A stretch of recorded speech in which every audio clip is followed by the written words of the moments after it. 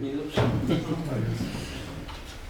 Pues os voy a presentar a las personas que van a participar en este coloquio. Tenemos los papeles primero, que se le ha puesto el título de Discursos de odio con interrogantes, es Esquerra Casco. O sea, para hacer las cosas claras desde el principio.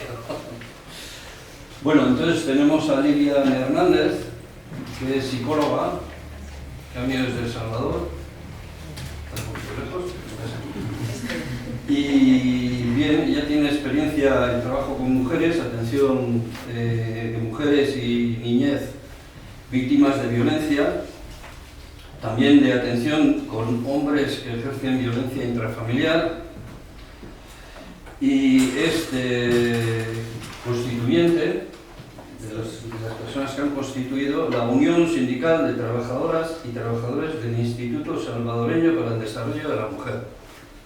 Un nombre un poco largo, pero debe ser una cosa muy solo problema.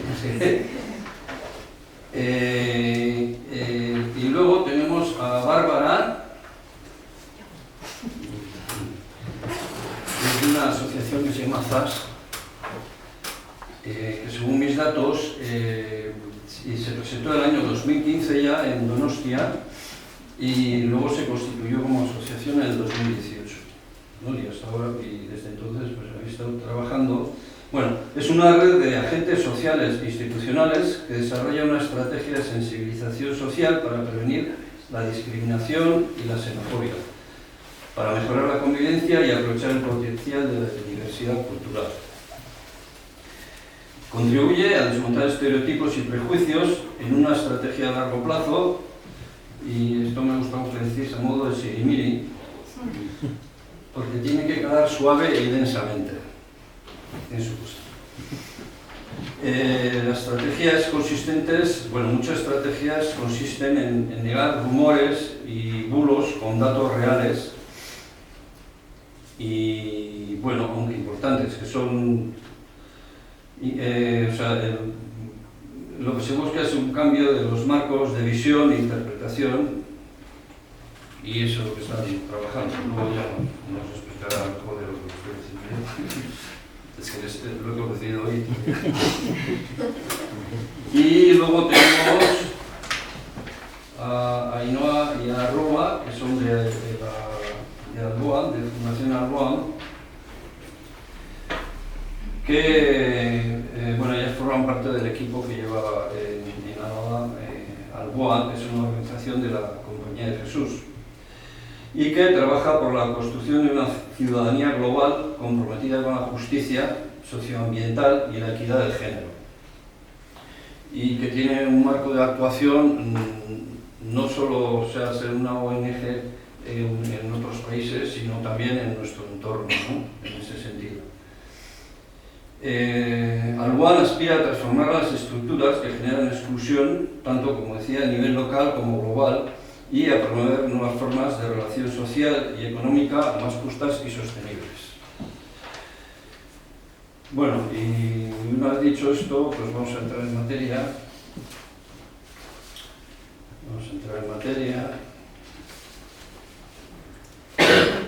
Es que, ¿sabéis qué pasa? Que estoy acostumbrado a tener una mesa delante.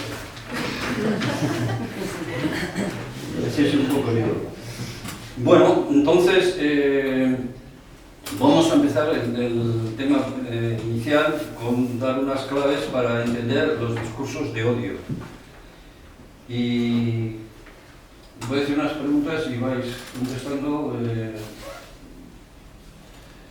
La pregunta primera sería: ¿qué necesitamos saber para entender el fenómeno de los discursos de odio hoy? Y preguntarnos por qué avanzan, porque parece que eso va desgraciadamente en progreso. Lilian, si nos puedes... Sí, bueno, buenas noches a todas y todos. Como decía el compañero, mi nombre es Lilian Hernández.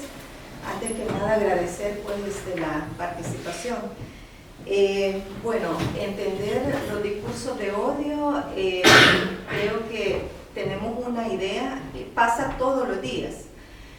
Puede ser una verbal, escrita, con una connotación peyorativa, hacia una persona o grupo de personas, pero también, aparte de ser una comunicación de ese tipo, también puede ser un comportamiento.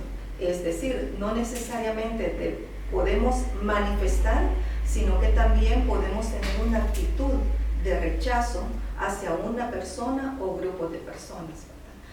En ese sentido, los discursos de odio muchas veces han encontrado en las redes sociales una manera, una forma tan rápida de diseminarse y llegar a la población, y eso ha facilitado que se extienda con mayor facilidad en cualquier país, y por qué no decirlo, a través pues de todo el mundo, porque a veces pasan situaciones acá que probablemente llegan allá a El Salvador, o viceversa, ¿verdad? Pasan situaciones, comentarios, frases que pasan allá en El Salvador y muy probablemente ustedes las conocerán acá. Y si no, más adelante voy a compartir, o sea, esos discursos de odio que lamentablemente han sido dados por parte del presidente de El Salvador, y cómo eso se repite por parte de la ciudadanía y cómo eso también impacta a cada una de las personas que estamos defendiendo derechos. Porque en el caso, como el compañero lo decía, si bien es cierto, mi trabajo ha sido con mujeres, pero también soy sindicalista y estamos enfrentando como sindicalistas en la defensa de derechos laborales, pues también ese tipo de discursos que obviamente van en ascendencia, porque hay que tener claro algo: un discurso de odio, en vez de ir en menos, va en ascendencia, incluso pasa en las redes sociales, pero cuando te encuentran en la calle y te conocen que eres tú la persona que pusieron la imagen en la red social, la gente empieza a atacarte. Y han llegado personas a agredir físicamente a una persona, a un compañero, solo por disentir de lo que tal vez se está planteando políticamente. Entonces no es fácil la situación pues de los discursos de odio en El Salvador. Está, digamos que es una situación bastante grave que nos está tocando a cada una de las personas. Pregunto por tu trabajo, vamos a decir, también conocerás los discursos antifeministas que puede haber. A eso iba, ¿verdad? Por trabajar con mujeres, a mí se me ha tipificado que soy una mujer lesbiana, y eso no es ningún problema. Para mí no es ningún problema, porque a mí no me toca demostrar mi identidad y mi orientación sexual, pero las situaciones que te dicen, ¿verdad? Feminazi, ¿verdad? Ese es un término bastante fuerte que se utiliza en El Salvador, así como también lesbiana, ¿verdad? Se me ha tipificado también de que somos personas locas, que somos problemáticas, ¿verdad? Que a lo mejor lo que nos hace falta es marido, ¿verdad? Y ese tipo de situaciones te lo dejan en las redes sociales. O a veces llegan las parejas de las mujeres, bueno, cuando yo trabajaba, porque, bueno, decirles que soy despedida del IDEMU, ¿verdad? Pero más adelante vamos a hablar de eso. Entonces, en ese sentido, no es fácil precisamente posicionar el tema de derechos, porque todavía en El Salvador se piensa que la mujer es una cosa, que la mujer pues está al servicio del hombre, pese a el avance que se había tenido, y lo compartí hoy por la mañana. Se hace también un análisis que en esta administración Bukele hemos retrocedido 30 años en el tema de derechos humanos, y específicamente de derechos de las mujeres y los derechos pues de poblaciones LGBTI más. Así que no es fácil, ¿verdad? Decirles que lamentablemente esta es una ola que viene de avanzada, y lo hemos visto en Argentina, lo estamos viendo en Ecuador, lo estamos viendo también en Nicaragua, que está cerca, ¿verdad? Hemos visto retrocesos también que se están dando en Costa Rica, ¿verdad? O sea, es una situación que preocupa precisamente porque probablemente esta ola no solamente sea para estos países, sino también para acá, ¿verdad? Ustedes también a nivel del continente europeo han visto cómo está avanzando, ¿no? La derecha en estos temas, ¿verdad? O sea, de retrocesos. Así que no está siendo fácil. Yeah. Bárbara, nos explicas un poco a qué se dedica el grupo que estáis, asociación, y nos das algunos ejemplos entre nosotros de bulos, artistas, este tipo. Vale, bueno, primero buenas tardes y gracias por invitarnos. Empiezo por aclarar que TAS en realidad es una red de asociaciones, ¿vale? Entonces, nosotras somos una de las muchas entidades que la configuran, ¿vale? Nosotras venimos desde la Asociación Picasean Jolasean, que estamos ubicadas en Rioja Alavesa, es decir, que desarrollamos nuestra labor de intervención social, pero en el medio rural, en pueblitos del sur de Álava.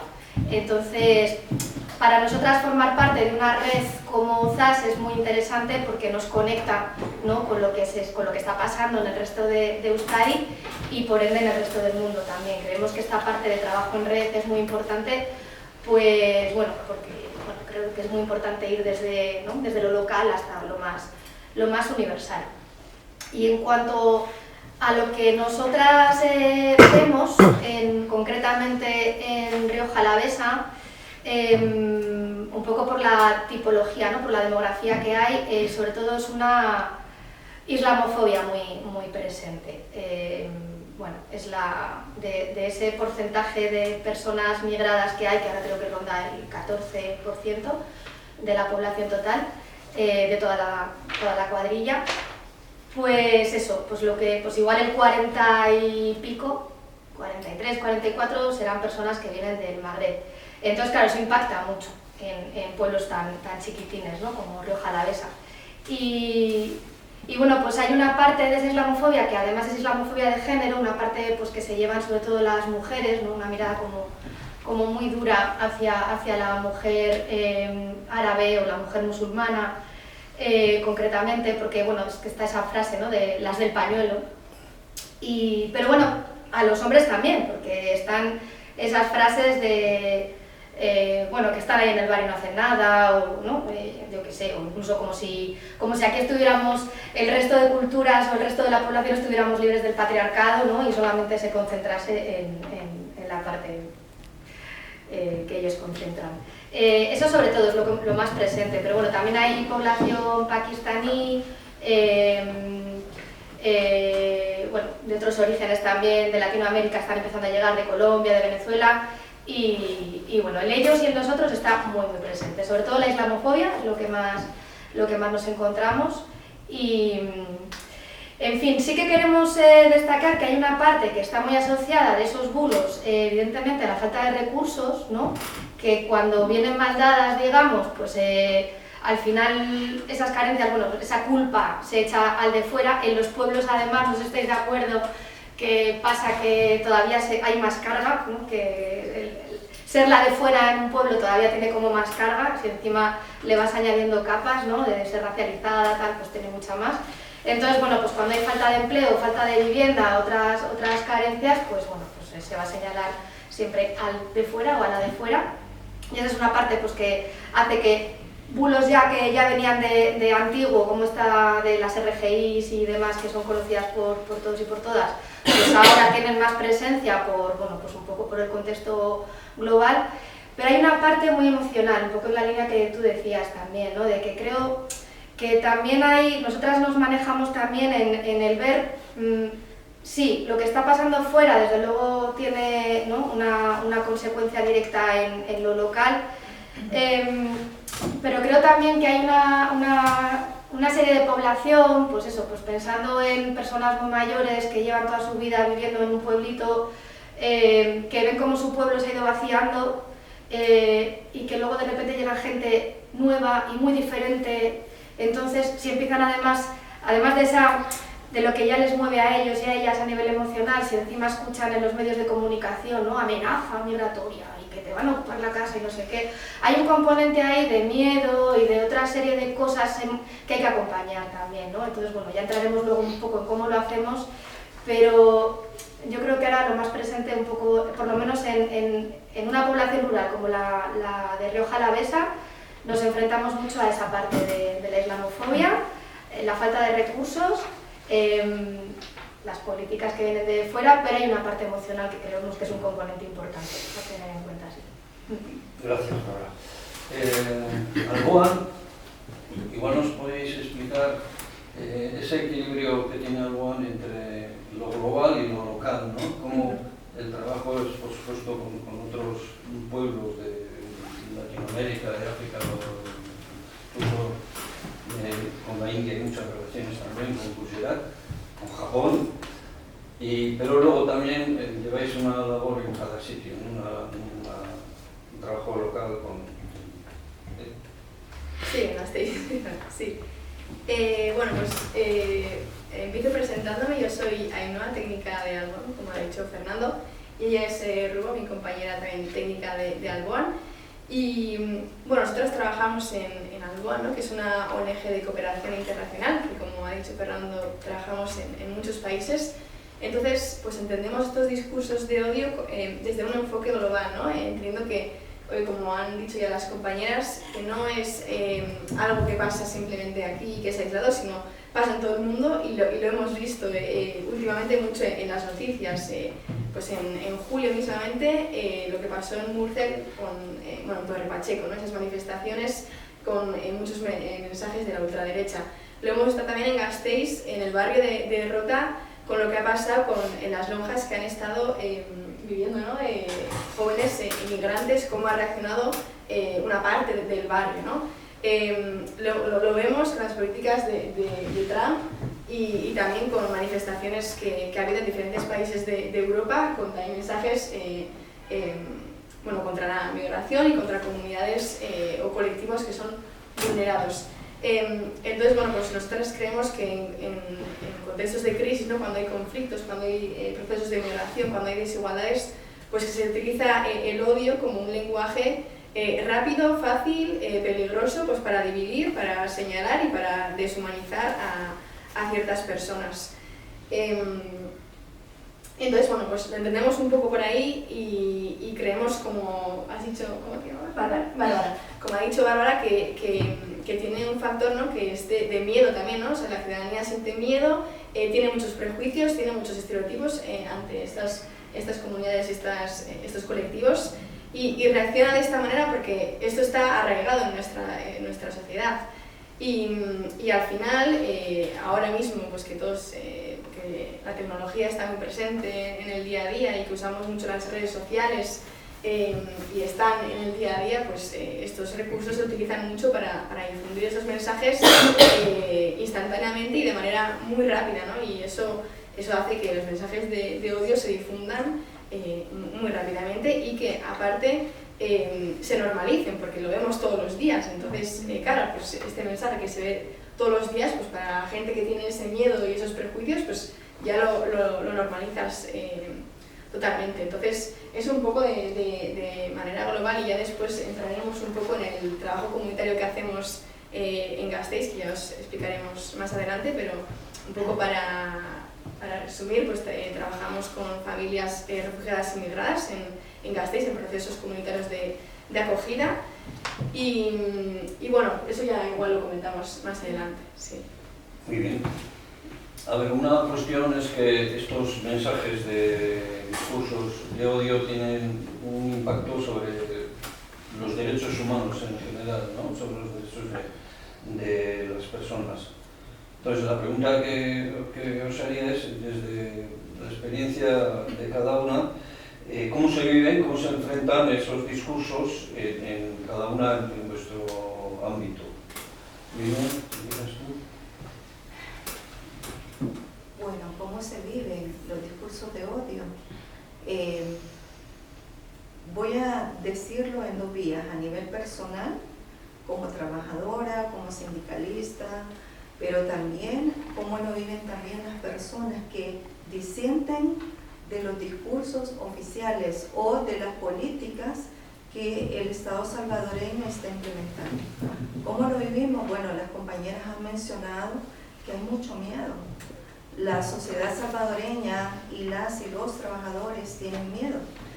Y precisamente porque cuando tú disientes de lo que plantea Nayib Bukele, lo que te dice una titular de un ministerio o de una autónoma, sabes que si te disentís, o sea, ya te tachan de que sos arenera o que sos del FMLN, ¿verdad? Solo por disentir. Y los disensos son técnicos, ¿verdad? Porque muchas veces cuando tú señalas una política que está ciega, que no da respuesta a las necesidades de la población, pues obviamente tenés que señalarlo. Entonces, esos señalamientos, y sobre todo si van enfocados al tema de derechos de las mujeres, que era mi área de trabajo, pues obviamente ese tipo de situaciones, el tema de derechos de las mujeres no está en la agenda de Nayib Bukele. Ustedes buscan el plan Pucatlán y obviamente ahí planteaba él sobre qué se iba a trabajar, que fue un plan que al final ni siquiera lo cumplió. Porque, ¿qué les dice a ustedes, por ejemplo, con la nueva disposición que él ha tomado a nivel del Ministerio de Educación de prohibir algunas palabras? Y entre esas palabras está feminismo, género, diversidad sexual, derechos sexuales y reproductivos, está también el cambio climático, ¿verdad? Es decir, todos los temas de la Agenda 2030. Entonces, ¿por qué? Porque como en su pensamiento de derecha, ¿verdad?, esos son temas de izquierda. Entonces, esas situaciones, pues obviamente, ¿verdad?, no están siendo fáciles para la sociedad salvadoreña. Y otra de las situaciones, que es cómo ustedes conocen a Nayib Bukele. Porque una cosa es cómo él plantea su plan de gobierno o lo que está haciendo en El Salvador, pero la situación es cómo lo estamos viviendo nosotras, cada una de las personas que vivimos en ese país. O sea, no está siendo fácil y, bueno, como sindicalista, precisamente por ser sindicalista, en diciembre del año pasado mi plaza fue suprimida, junto a las de otras 9 directivas sindicales, cuando se supone que tenemos fuero, cuando para suprimir una plaza se debe de seguir el debido proceso, ¿verdad? Pero, o sea, simplemente han tomado la acción ilegal de suprimir plazas a dirigencias sindicales que para ellos es obstaculizarle o ser oposición. Por eso yo hace poco decía en un programa, si ser oposición es decir lo que no está correcto, ¿verdad?, entonces sí somos oposición, pero con fundamento. O sea, yo no voy a oponerme a una medida, a una disposición, solamente porque sí, sino que lo voy a hacer con fundamento. Pero aún así, teniendo todo un cuerpo normativo que promueve y garantiza los derechos de las y los trabajadores y específicamente de las mujeres, o sea, en El Salvador ahorita esos derechos no están siendo respetados y así tenemos un montón de mujeres que fueron despedidas, mujeres con discapacidad, cuando hay una ley especial para las personas con discapacidad, mujeres en adultas mayores, ¿verdad?, en donde se supone que hay una ley especial de la persona adulta mayor que te dice que si la persona tiene la facultad, que tiene te manifiesta que puede continuar o quiere seguir trabajando, tú debes de garantizarle su trabajo. Sin embargo, eso en El Salvador no está siendo respetada esa ley. Está también las personas con enfermedades crónicas que lamentablemente también han sido suprimidas sus plazas. Entonces vemos que los derechos humanos de las mujeres trabajadoras, de las personas de los colectivos LGBTQ y más, pues obviamente, aunque no había una ley propia que les protegiera, pero al menos había un decreto ejecutivo 56 que prohibía a las instituciones públicas discriminar a una persona por orientación o por identidad de género. Y sin embargo, o sea, varias compañeras que habían tenido la oportunidad de ubicarse en un trabajo formal fueron despedidas del programa Ciudad Mujer, que fue un programa, no sé si ustedes escucharon de él, que fue creado en la administración del Frente FMLN para otorgar una serie de servicios especializados para mujeres. Ahí se empleaba también a mujeres trans, mujeres lesbianas, hombres, compañeros homosexuales. ¿Por qué? Porque era nada más en ese programa ellos podían tener un acceso a un trabajo formal, porque la mayor parte del tiempo estas personas, o sea, están en informalidad, o sea, se les dificulta obtener un trabajo formal en El Salvador, ¿verdad? Existe esa discriminación por la orientación, ¿verdad? Sexual y orientación de género. Muy bien, Lina. Bárbara, tú has comentado que trabajáis en pueblos y que evidentemente la situación, digamos, social o sociológica, igual mejor decir, es distinta a la de la ciudad. Entonces, en ese sentido, ¿podrías dar algún ejemplo de bulos o de que habéis vivido y sobre todo de cómo lucháis contra esos bulos? A ver, bueno, ejemplos un poco los que estaba mencionando. Ahora estaba yo ya más pensando en esta parte que preguntabas del impacto hacia las personas que viven allá. Y yo vuelvo, no sé, igual me pongo un poco pesado con lo del emocional, pero estoy muy emocional. No, es porque creo que el impacto sobre todo tiene que ver con esa parte. Imagínate una persona que lleva, porque esto es verídico, como ejemplo, una persona que lleva en La Bastida viviendo 30 años, esto me lo ha dicho a mí un vecino. Bárbara, yo llevo 30 años aquí viviendo, participando, tratando de participar y tal, y todavía hay gente que no me saluda por la calle, ¿no? Entonces, claro, una de las cosas en las que nosotras que acompañamos varios procesos, porque nuestra forma de trabajar además, bueno, pues es bastante multinivel, hacemos una parte también muy de estar en presencia en la calle, pero también generamos espacios de coordinación donde a veces tenemos estrategias, algunas compañeras aquí presentes participan en algunos de esos espacios, también hacemos campañas de sensibilización, actividades de encuentro, y creemos que todo tiene que ir un poco paralelo, ¿no? Para que haya esos roces, porque por mucha campaña muy chula, muy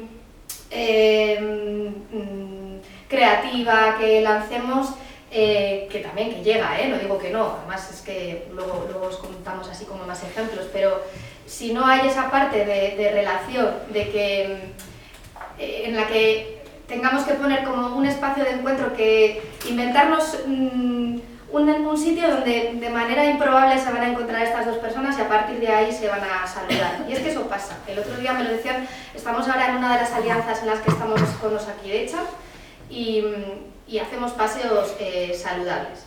En La Guardia, en La Bastida también y en Ollón. Y pues al inicio un poco de nuestra intervención en La Guardia escuchábamos un montón un montón de comentarios pues muy instalados entre la población, sobre todo la población mayor, un poco por lo que os decía antes del tema del miedo de esas personas mayores y más solitas. Y el otro día una de las vecinas, Hasana, también me decía, desde que vengo a los paseos, mi vecina puerta con puerta, con la que llevo cruzándome todas las mañanas 7 años, es que ahora me llama por mi nombre, nos cruzamos en la panadería y me llama Hasana, se lo he aprendido, el otro día me presentó a otra.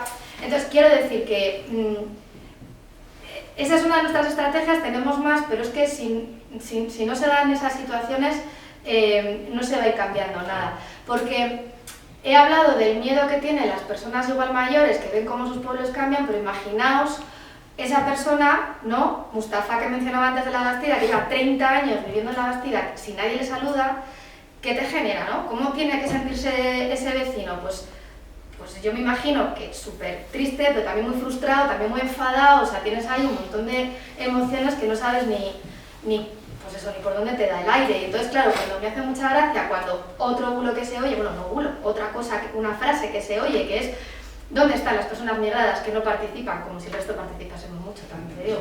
Pues ¿dónde están las personas migradas que no participan? Estamos aquí hablando de convivencia y no vienen, el ellos y el nosotros también, súper presente. Pues ¿dónde están? Si no se sienten invitadas, si ni siquiera se están sintiendo parte, ¿no?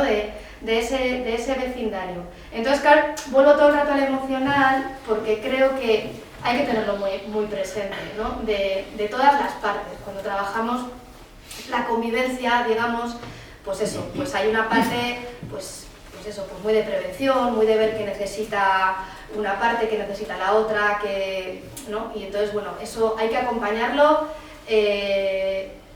necesita también de mucho tiempo, bueno, pues de tener muchas variables en cuenta y en fin.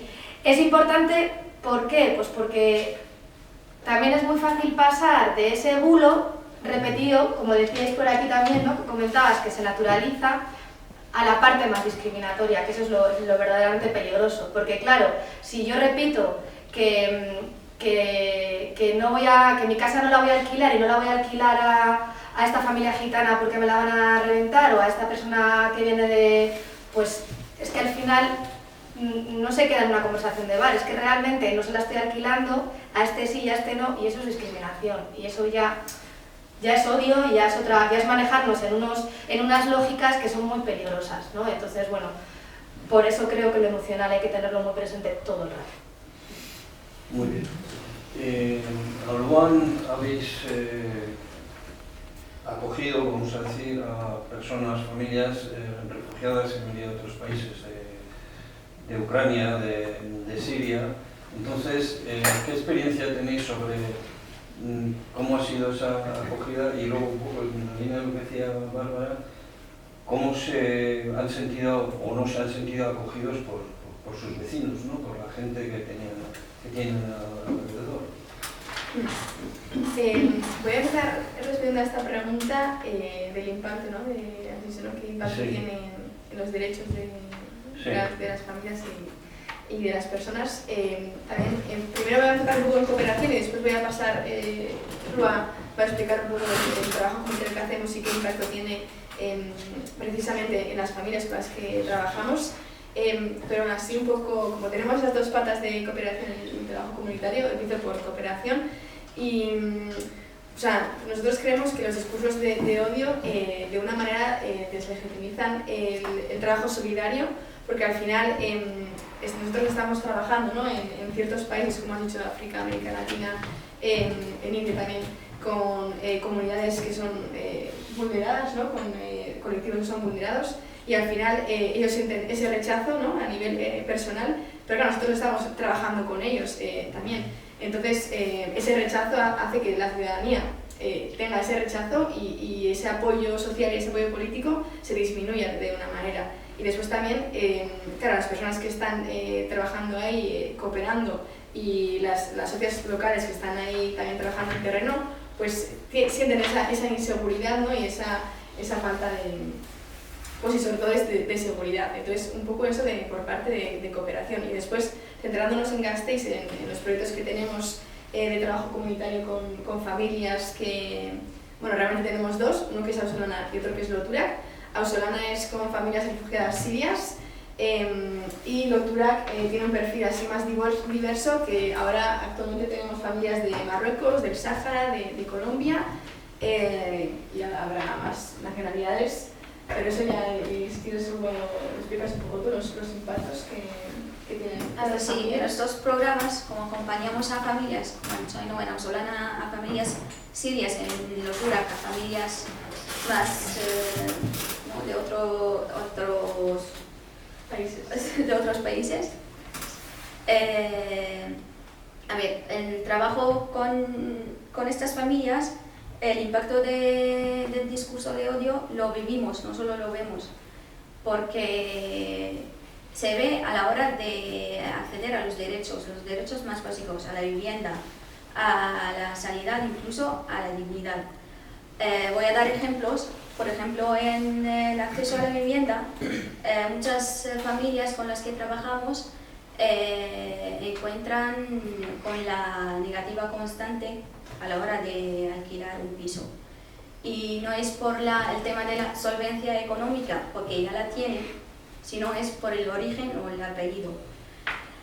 Y si os fijáis en los anuncios de los pisos para alquiler, en la descripción de cada anuncio, la persona propietaria pone requisitos que no quiere, o criterios, no sé, pero cada criterio está destinado a un colectivo.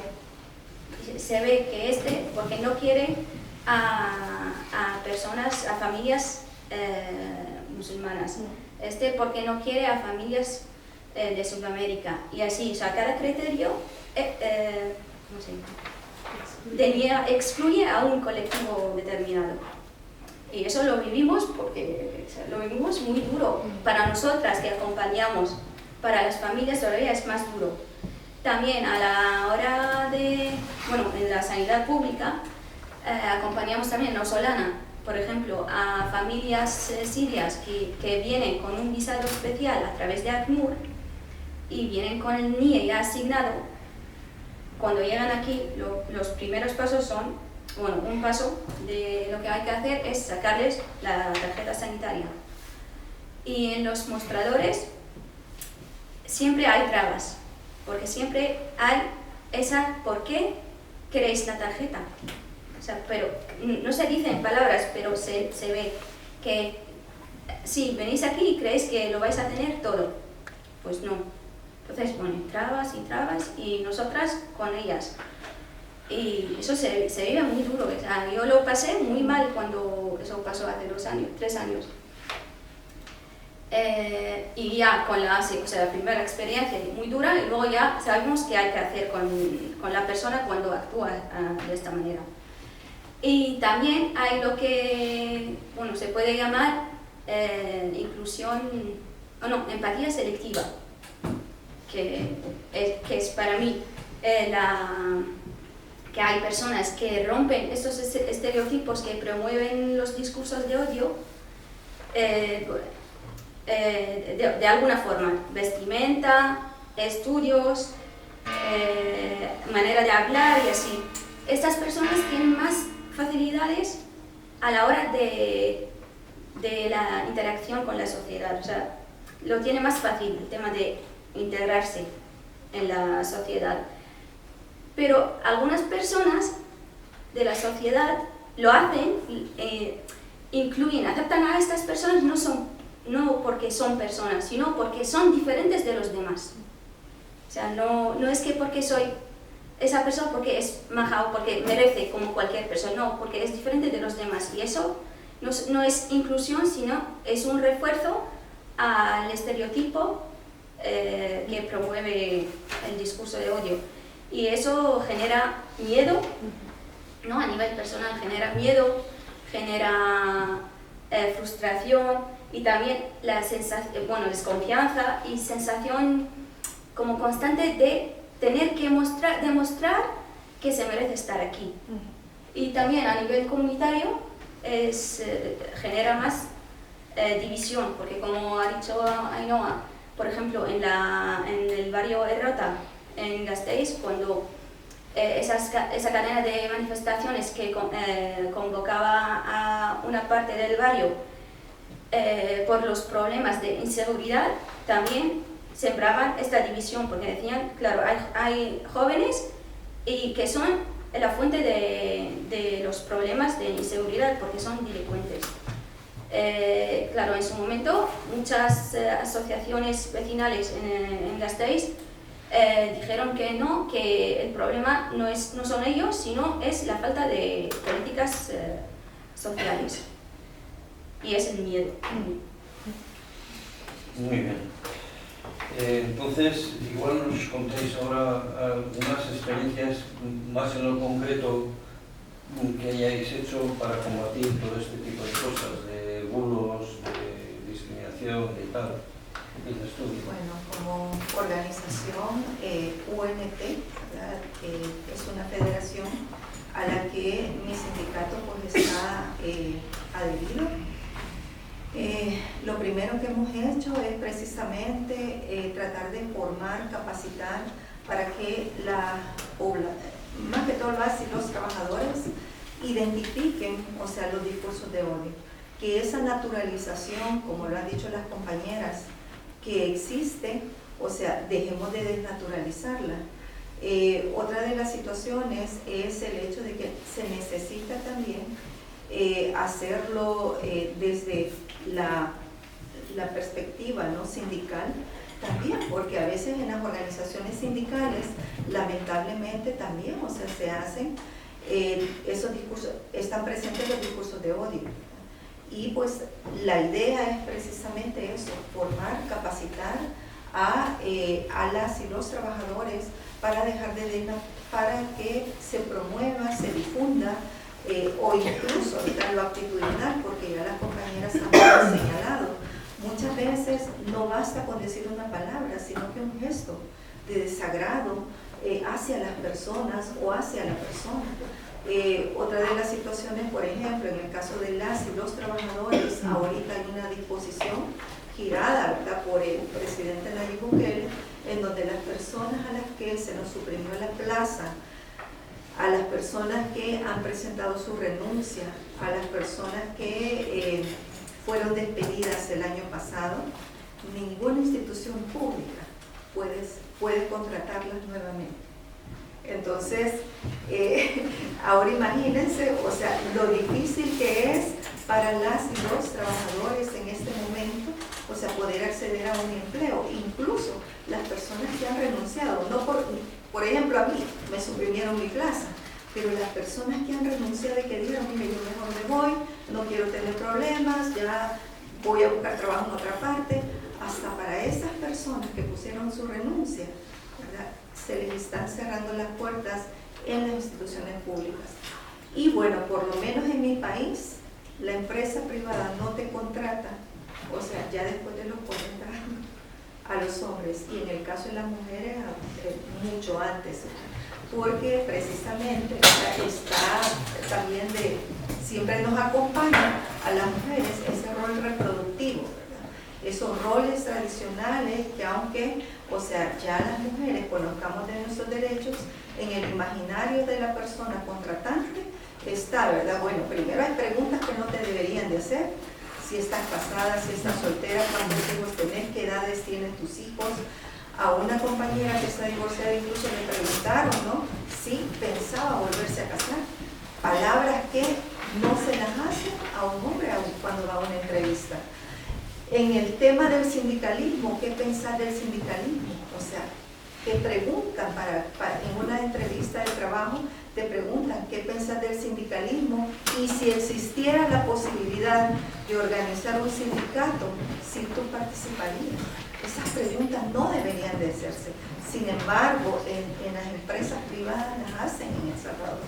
Entonces vemos que hay ese tipo de situaciones todavía, y que en el caso nuestro, por ejemplo, como organización, lo que hacemos precisamente es eso, formar, sensibilizar, que las personas identifiquemos que hay palabras, que hay actitudes, comportamientos y prácticas que precisamente, ¿verdad?, propician esos discursos de odio y esas actitudes de rechazo hacia la población. Entonces, más que todo eso en este momento, ¿verdad?, creo que necesitamos a nivel formal legalizar esa situación para poner un alto, ¿verdad?, a esas prácticas que todavía permean, por lo menos en la sociedad salvadoreña. Y Bárbara, nos has comentado que hacéis cosas a nivel, digamos, de ciudadanía, has hablado de paseos, y que ayudan a que la gente se conozca entre sí, ¿no? En los pueblos ya se conocen, saben quién son, pero ese conocimiento más interno, ¿no? Aquí sí que voy a sacar la chuleta porque hacemos tantas cosas que pero sí, una de las cosas que hacemos, que vemos además que es eficaz, es esa, buscar el encuentro improbable, ¿no?, que le llamamos a frases tan bonitas. Efectivamente, en los pueblos nos conocemos todo el mundo, pero la realidad es que muchas relaciones son de coexistencia, no son de convivencia, que es un poco lo que buscamos. Entonces, bueno, pues cada grupo, cada cuadrilla y pues tiene su dinámica, y entonces de lo que se trata es un poquito de, bueno, pues si resulta que es que yo no voy a los bares, ¿no?, pues cómo hacer para coincidir con esta otra vecina o este otro vecino. Entonces, bueno, pues a veces hay excusas, eso, como los paseos, o una merienda, o yo qué sé, o un taller creativo o demás. Y esa excusa luego hay que acompañarla, porque esto también es como muy importante y es algo que también estamos viendo, ¿no?, que un poco desde componente que no vale con hacer, porque hay muchos pueblos además, algunos dicen, no, aquí no hay nada, que luego vas, miras la oferta y pues hay un mogollón de actividades, ¿no?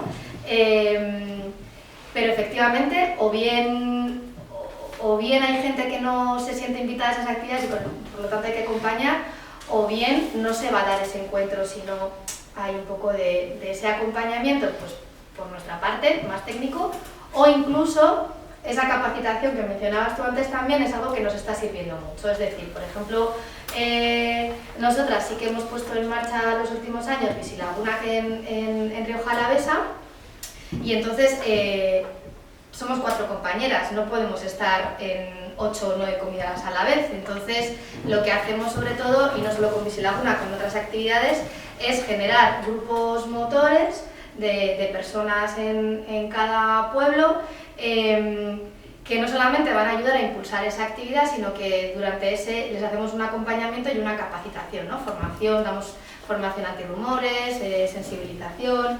¿Por qué es interesante esto? Pues porque esos grupitos de gente con la que ya estamos trabajando, luego son ellas mismas las que van a ser un poco ese altavoz, ¿no? de toda esa narrativa alternativa, que es lo que queremos un poco que vaya calando en los pueblos. Pero luego pues eso, pues hacemos eso, además de esas actividades comunitarias, pues actividades grupales. En Ollón tenemos una cosa que funciona muy bien, que es Agenda Gosúa. Hemos visto también que nosotras, por ejemplo, igual si ponemos actividad intercultural, taller antirrumor, tal, hay gente que, o incluso la palabra antirracismo, hay gente que le puede atraer, pues que tenemos las que tenemos la misma pedrada, vamos a decirlo, lo que nos gusta este tema, pero hay mucha otra gente que le genera mucho rechazo. Entonces tenemos que estar como buscando cómo llegar a la gente, ¿no? A todo el mundo. Entonces, por ejemplo, una agenda Gosúa que tenemos en Ollón es muy interesante porque no ponemos ninguna palabra de estas ¿verdad? en la propuesta, y lo que sí que hay es, ahí sí que hay un encuentro improbable, sí que se acompaña, sí que se hace como encuentros muy gozosos, muy, pues eso, muy amables, y la gente pues se va encontrando, y desde ahí hacemos ahí esa intervención. Luego sí que hacemos campañas de sensibilización y acciones de sensibilización más per se, ¿no?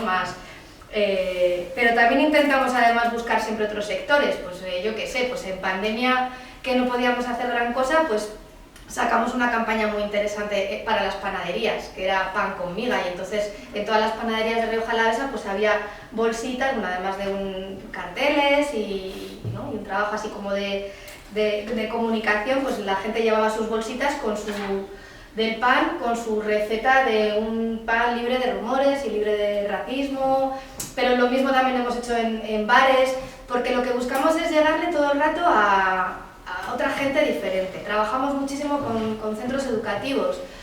Antes éramos nosotras quienes entrábamos a trabajar con el alumnado, ahora que estamos viendo pues que igual es más interesante hacer ese acompañamiento al profesorado, y entonces esa formación la estamos haciendo de manera constante con el profesorado, porque joder, son ellas mismas las que están con los chiquis y las chiquis de Rioja Alavesa. Qué sé yo, qué más, no sé, me dejo cosas, seguro. Trabajamos mucho con las instituciones también, o sea, porque creemos que es importante tenerlas también de aliadas. Esta dimensión comunitaria que mencionabais también vosotras, pues que para nosotras es una metodología básica, es decir, en un grupo en el que trabajamos la convivencia, pues tiene que estar pues eso, la trabajadora de prevención comunitaria, tiene que estar Osakidecha, tienen que estar otras entidades que estén presentes en el territorio, tiene que estar la ciudadanía, pero tanto la organizada como la no organizada, tiene que estar la alcaldesa, tenemos que estar todo el rato, tenemos que estar toda la comunidad presente. Y nosotras nos tenemos que preguntar todo el rato quién falta, quién no ha venido hoy, quién sería interesante que estuviera, ¿no? Bueno, pues eso, pues es un poquito todo eso que decía antes, de ir de manera paralela a esa parte de multinivel, pues luego hacemos mucha mediación comunitaria, mucha calle, pues es que es la única, porque si no, no llegamos, o sea, y no calan las cosas. Algo me he dejado seguro, Pues en esa línea, ¿qué experiencia tenéis comentaban un poco las compañeras, de acercar a la gente, o sea, de romper esa barrera del desconocimiento, ¿no? Que está muchas veces creada por bulos y cosas de esas. Sí, bueno, nosotras, en concreto en Gasteiz, ¿no? Con los proyectos que tenemos llamados Auzolan y Lotura, ya hemos presentado, nuestro objetivo con estos proyectos es que realmente la ciudadanía de Gasteiz y de Álava se involucre en procesos de inclusión de estas familias que llegan, ¿no? Como he dicho, en Auzolan ahora mismo son familias refugiadas sirias y en Lotura son familias migradas de distintos orígenes. Entonces, mediante estos proyectos, ¿no? Y mediante estos grupos locales de acogida que creamos por cada familia que llega, pues esos grupos locales de acogida son personas voluntarias que acompañan el día a día de estas familias de manera voluntaria, ¿no? Porque al final tú cuando llegas, pues el ir al médico, el ir a una escuela, el hacer cualquier gestión, ¿no? Pues una compra, el ir, no sé, a preguntar cualquier cosa a cualquier institución, pues puede resultar todo un reto, porque desconoces el idioma, desconoces la cultura, no sabes cómo funcionan las cosas aquí y pues para los voluntarios que llevan toda la vida aquí, pues es una cosa sencilla, ¿no? Y en la que pueden acompañar. Entonces, nosotros de esta manera creamos estos grupos para que la ciudadanía se involucre en estos procesos de inclusión, porque como dices tú, Bárbara, pues si no es que esas cosas pues igual sí que se dan, pero falta mucho ese trabajo, ¿no? Estamos muy a lo nuestro, en nuestra vida individual y se nos olvida un poco esto. Eso es una de las cosas que hacemos, ¿no? Y después también utilizamos la educación, pues como vosotros también, como herramienta fundamental para transformar. Nosotros hacemos talleres también en escuelas, hacemos jornadas abiertas a la ciudadanía, al voluntariado de Alboan, en la que trabajamos estos temas y realmente son las familias con las que trabajamos que ellos y ellas mismas dan su propio testimonio real, ¿no? Nos explican su proceso de migración, cómo ha sido su llegada, cómo ha sido su duelo, y mediante estos testimonios reales conseguimos romper pues estos bulos, acercar esta realidad a la ciudadanía y así. Y después, bueno, pues también utilizamos los canales de comunicación que tenemos en Alboan para hacer frente a los discursos de odio, ¿no? Porque al final los discursos de odio también se difunden mediante las redes, pero también podemos hacer frente utilizando las redes sociales.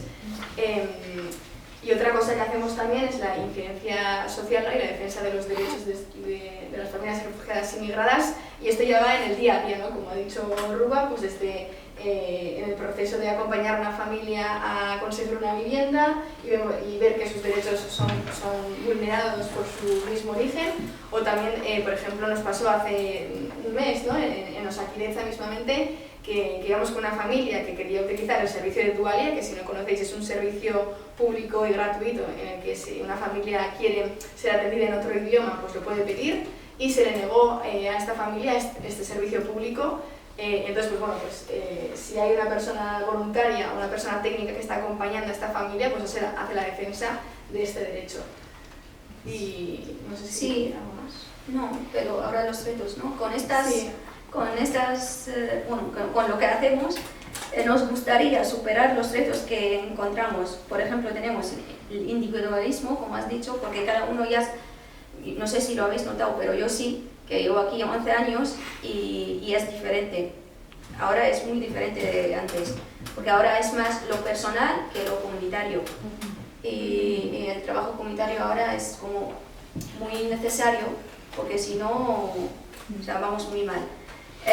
También la desinformación, que se ha repetido, y trabajamos para desmentir estos bulos. Y también la hostilidad social o la falta de hospitalidad, porque todo este trabajo es para tener a una sociedad hospitalaria, pero las personas que vienen ya vienen de una sociedad así y sin trabajo. Voy a leer un texto de una parte de un texto que lo escribió una joven y nos presentó en una jornada que hicimos. Hace nada, o sea, justo fue en octubre también, fue sobre los discursos de odio y fue parte de su discurso y nos pareció muy bonito. Muy bonito. En mi cultura, que es Amazigh, la chica, en mi cultura cuando alguien llega a casa se le acoge sin preguntar, simplemente se acompaña. Aquí eso se llama hospitalidad, pero la hospitalidad no es un gesto, es una responsabilidad compartida.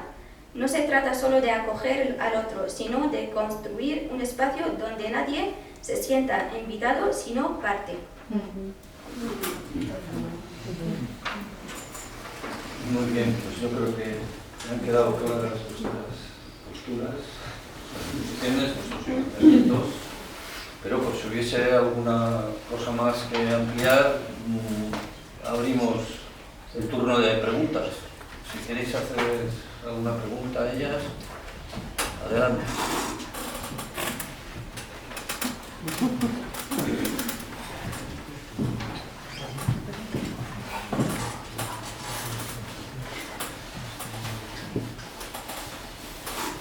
Bueno, pues voy a empezar yo. Pues yo lo que voy a hacer es una pequeña aportación. Habéis mencionado toda la parte de las redes sociales, que yo creo que es importante, además con los perfiles habéis comentado antes de pues, gente mayor, gente joven y demás. Lo cierto es que una de las medidas de socialización, de los medios de socialización que se utilizan, sí o sí son las redes sociales. Sí ahí tenemos un problema, ¿no? Entonces, ¿qué hacer? Hay como dos recomendaciones. Una es no ser parte del problema, es decir, bloquear los bulos. Nos llegan a través de WhatsApp, nos llegan en X, antiguo Twitter, puede ser en Facebook, puede ser en TikTok. Entonces, el momento en que bloqueamos e intentamos de alguna manera desmontar ese bulo, hay una parte del trabajo que ya creo yo que está ya conseguido, ¿no? Entonces, eso es una de las cosillas, como habéis estado comentando, se puede trabajar a muchísimos niveles, sobre todo, bueno, yo más preocupación tengo por los chavalillos y las chavalillas, que al final, digamos que los criterios todavía no los tienen al 100% formados, son más influenciables y tal, ¿no? Y luego, una segunda parte es que hay que formar agentes, vamos a llamarlo así, preparados técnicamente para poder cortar eso. Hay recursos, una hemeroteca, tenemos incluso la utilización con un poco de coco de la inteligencia artificial, nos puede ayudar a desmontar bulos. Es muy fácil localizar información o contextualizar una información utilizando herramientas de este tipo. Entonces hay que ir trabajando en diferentes colectivos, gente a la que conocemos y demás, para ir formando en eso. Es algo, desde mi punto de vista, que es fundamental. O sea, o se paran las redes sociales y se trabaja en paralelo a nivel social, o tenemos un problema, ¿no? Entonces, no sé, también a preguntaros un poquillo qué experiencia, a pesar de que algunas cosillas ya habéis comentado, qué experiencias tenéis con el tema de redes sociales, para los bulos, esos niveles. Bueno, en el caso nuestro,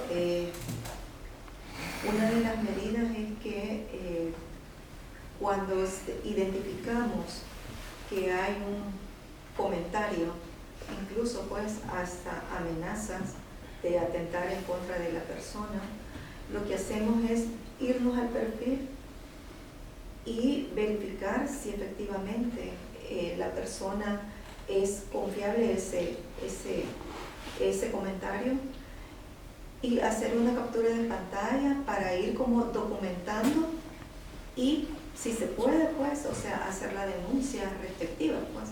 O sea, ya pues algunas compañeras lo han hecho, incluso se ha confrontado a una persona que luego resultó que salió dando un mensaje pues llorando, ¿verdad? Diciendo de que él desconocía que eso era una situación, un delito, ¿verdad? Por ejemplo, en el caso de las mujeres se llama expresiones de violencia contra las mujeres y está tipificado como un delito, ¿verdad? Entonces, esa es una forma, ¿verdad? En las redes sociales. Otras pues, compañeras lo que han hecho, porque a veces es bastante fuerte algunos comentarios, es cerrar las cuentas, ¿verdad? Porque es una situación un tanto difícil para ellas. Y bueno, en el caso nuestro muy particular, la Secretaría General nuestra lo que hace es responder, ¿verdad? O sea, responder al comentario que se le ha hecho, se le ha señalado, responder, ¿verdad? De una forma respetuosa, no de la manera en cómo la persona le ha enviado pues a ella el mensaje, ¿verdad? Entonces esa es una forma que nosotros hemos encontrado.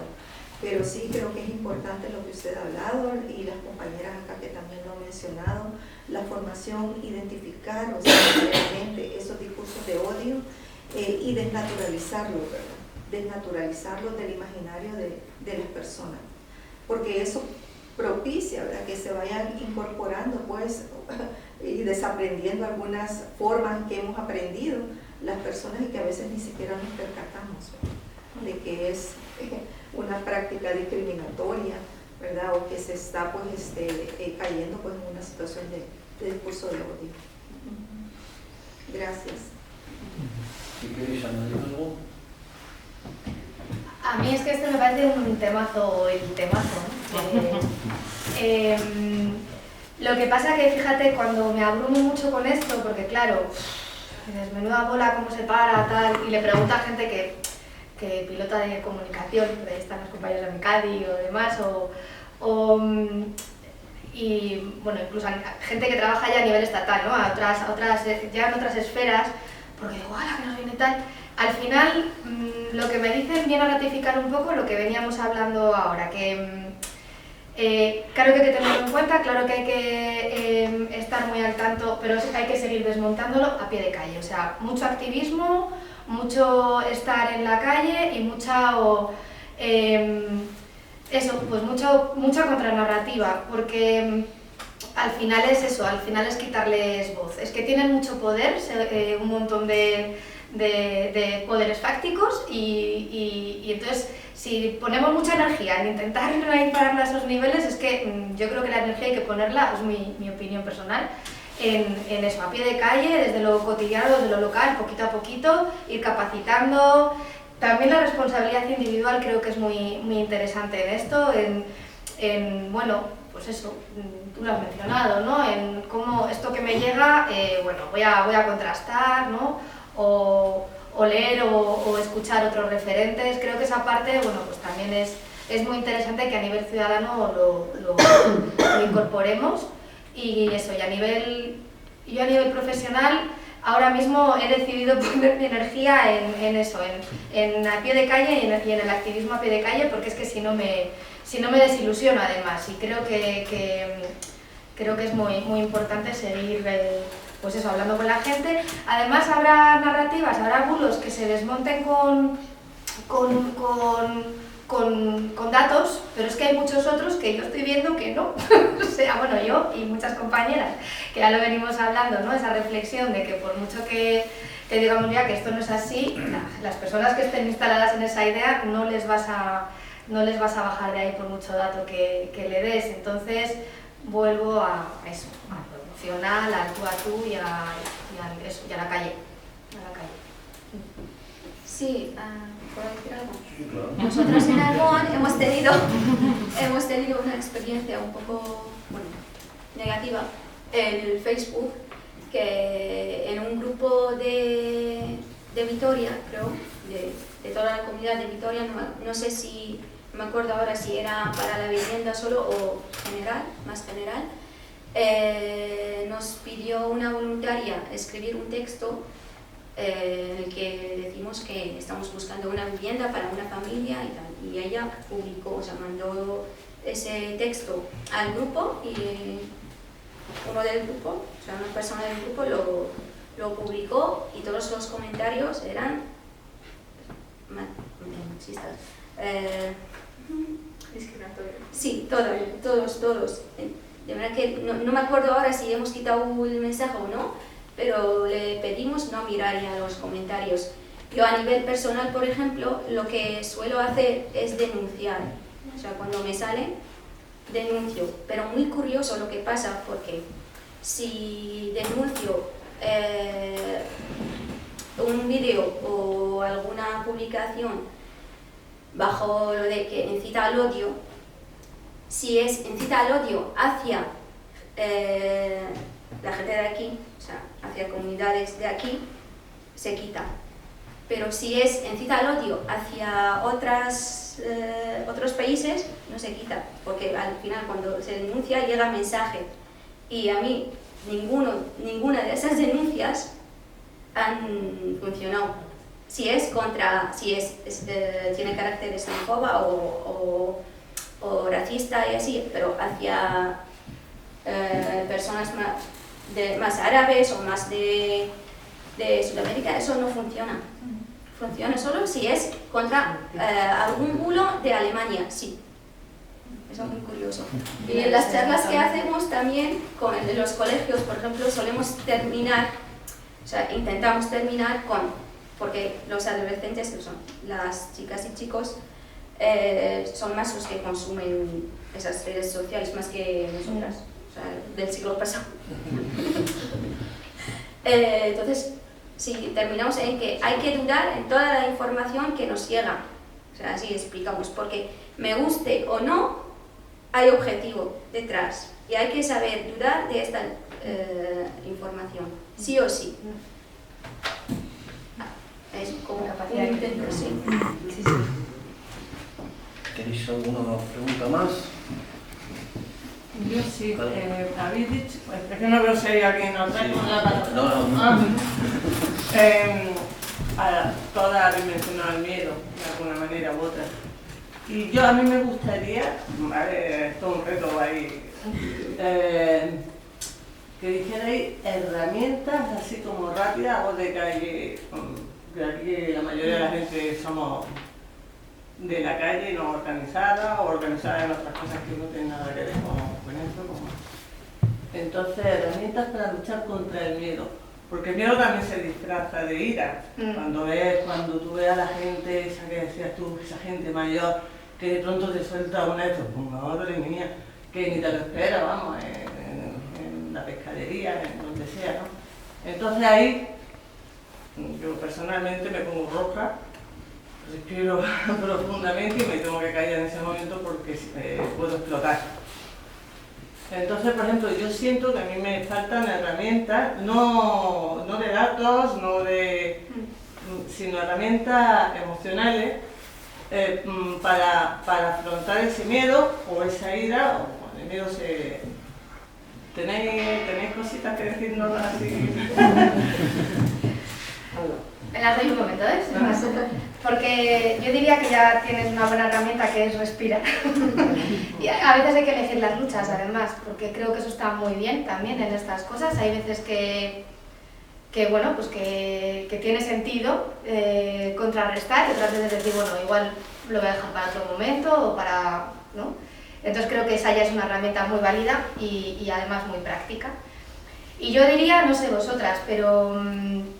además del sentido común y de la humanidad, para mí creo que es súper importante y lo estoy viendo porque es una necesidad que creo que está presente, que es la escucha.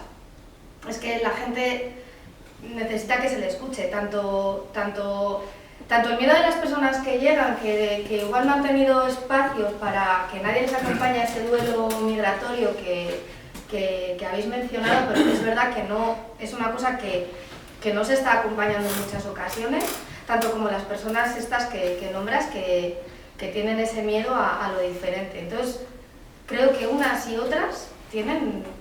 Es que hay que escucharlas, ¿no? Entonces, bueno, pues generar esos espacios de escucha o de acompañamiento. Yo diría que la habilidad básica es eso, pues un poco pues cercanía, generar empatía, ir vinculándote poco a poco para que esa persona, sea quien sea, la enfadada o la que... ¿no? Pues confíe y desahogue, porque es que hay que sacarlo. Eso es lo que opino, no sé. Bueno, yo creo que, como decía la compañera, la respiración es una herramienta muy fundamental precisamente para bajar los niveles emocionales. El miedo puede ser un miedo real o puede ser un miedo imaginario. Entonces, cuando es real, pues obviamente hay situaciones que debemos de tomar en cuenta y pues evitar arriesgarnos. Por ejemplo, a nosotros nos preguntan, ¿y ustedes no tienen miedo de salir y mencionar que X, Y, Z cosas? Claro que sí, tenemos miedo. Todas las personas, cuando afrontamos una situación de discriminación, de violencia, quieras o no, hay un miedo y ese miedo es real. En el caso suyo, ¿verdad? También hay que ser como esa valoración, este miedo, esta inseguridad, o sea, que me está generando esta emoción, o sea, ¿es real o es imaginaria? Si es real, debo de tomar como las medidas, ¿verdad? Primero canalizar, pero también pensar si puedo, ¿verdad? Hacer pues lo que la compañera dice, o dar ese espacio, ¿verdad?, a la persona para pues que usted se sienta bien. La idea es que usted también se sienta bien, ¿verdad? Eso es importante también. Entonces, pero creo que es un ejercicio, y la empatía, ¿verdad? La empatía es situarnos en la situación de la otra persona. ¿Qué pasaría, por ejemplo, si por A o B motivo nosotras tengamos que, en este caso que las compañeras han planteado, que emigrar a otro país? ¿Cómo quisiera ser tratada? ¿Verdad? ¿Cómo quisiera yo ser recibida? Entonces creo que esa es una pregunta que debemos de hacernos todas las personas. Igual cuando hay una persona despedida de su trabajo, ¿verdad? O sea, ¿cómo yo quisiera que las demás personas acogieran o empatizaran con lo que me ha pasado?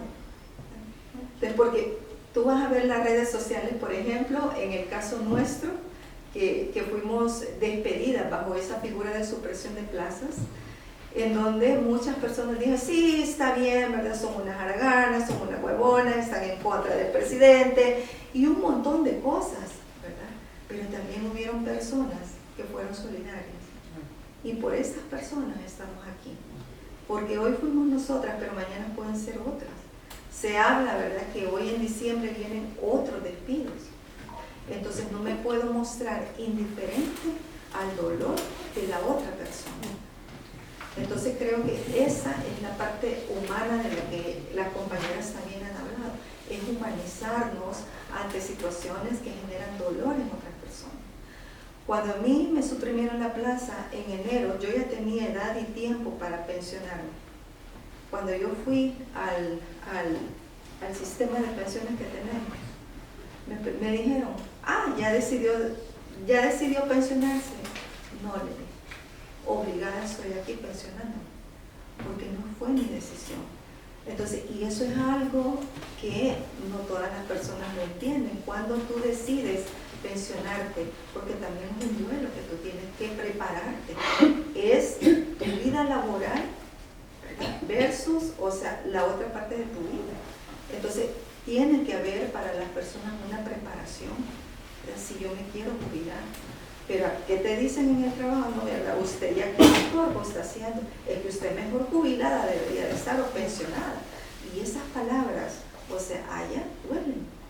Otra de las situaciones, cuando tú empiezas yo no sé si acá será así, pero allá en El Salvador, por ejemplo, tú cumples 55 años las mujeres ahorita y 60 los hombres, y empiezan a mandarte correos. Empiezan a mandarte correos, ¿verdad?, que ya tenés edad para pensionarte si lo quieres hacer. No te dicen hacerlo, pero te están mandando correos cada 6 meses, ¿verdad? Entonces, ese tipo de situaciones, cuando tú debes de prepararte para dejar tu vida laboral, porque es un proceso, es un duelo. Tú dices, bueno, hasta aquí, y tienes que prepararte, ¿verdad? Entonces, no es fácil, pero es que muchas personas que han salido han fallecido de esta forma, porque no estaban preparadas precisamente para dejar su vida laboral, ¿verdad? Entonces, es bastante complejo hablar de este tema, pero sí, pues los discursos de odio están presentes en todo, ¿verdad? Y pues lo importante es reconocerlo, ¿verdad?, y evitar, pues, promulgarlo. Muy bien.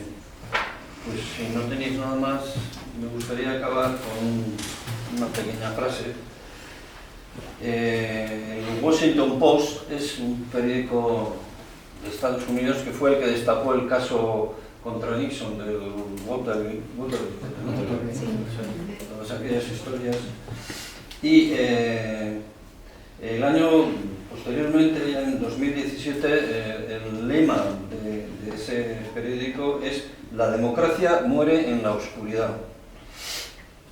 Entonces voy a citar unas palabras de Xavier Díez, que es un historiador mallorquín, no tiene nada que ver, que dice sobre este tema: la renuncia a la verdad, el reino de la subjetividad, el imperio del resentimiento y la falsedad es la oscuridad donde la democracia ha desaparecido. Bueno, un poco pesimista, me gustaría decir, donde la democracia puede desaparecer. Vamos a ser un poco optimistas para el futuro. Bueno, muchas gracias por